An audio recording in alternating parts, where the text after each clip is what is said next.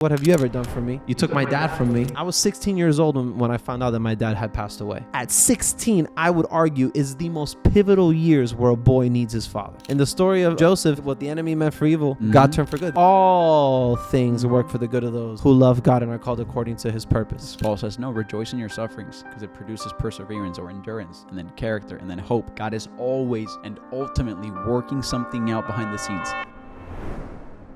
Listen, I can't say that I have suffered at the level of, Sam Kelly and his wife, at the level of Joseph, at the level of Jesus. I can't say that I've suffered in that way, but have I gone through my sufferings? Yeah.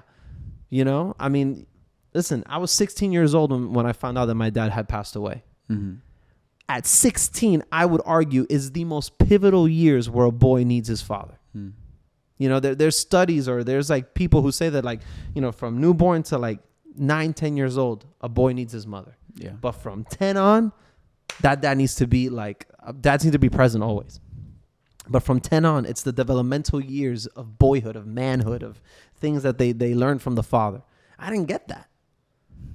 I walked away from I didn't suffer. I didn't know how to suffer well.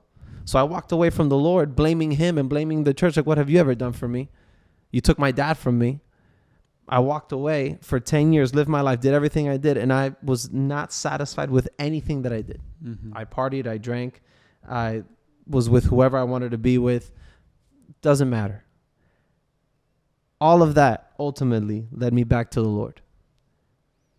And there's things, and I wouldn't change anything. I wouldn't change anything about what I went through. I have free will. I did what I wanted to do. And God, like the good God that he is, does not impose himself on our free will. So the pain that I had when I lost my dad teaches me now how to handle the tension and how to deal with people. Because no one knew what I was going through and why I would lash out. So that's why now when I see someone lashing out, when I see someone being angry, when I see someone being emotional, when I see someone being a jerk, I don't think, dude, what a a-hole. No, I'm like, Lord, I don't know what that person's going through. I get curious. I'm like, I don't know what that person's going through.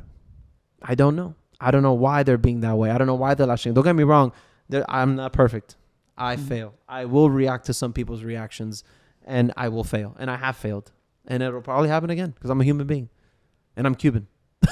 So it's like, but man, learning what I learned in those years of suffering, in those years of being without a father, in those years where I finally came back to the Lord and I gave a year to the Lord of going to therapy, and I did my work and I let God heal me, I wouldn't change anything because God doesn't waste anything. And either we believe the Bible or we don't.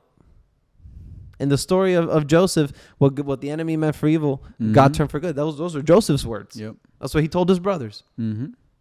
And then later on, we see when Paul says in Romans 8:28, all things work for the good of those who love God and are called according to his purpose. That's good.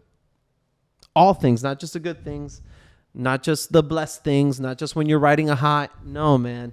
All things. Yeah. The mountaintop, the valley, and then the climb. All of that. God uses everything. Yeah. So I wish I knew then at 16 what I know now, because I would have never walked away from God if I knew what I know now on how to suffer well. Yeah, that's good, man. I love Romans 5, where it talks about verses 3 and 4. Not only that, but we rejoice in our sufferings, knowing that suffering produces endurance, endurance character, and character produces hope. I love that because it says rejoice in our sufferings, not wallow in your sufferings, not cry, not get depressed in your sufferings. It says rejoice in our sufferings. It's so contrary and counter to what we think we should do during our sufferings. Paul says, no, rejoice in your sufferings because it produces perseverance or endurance, and then character, and then hope.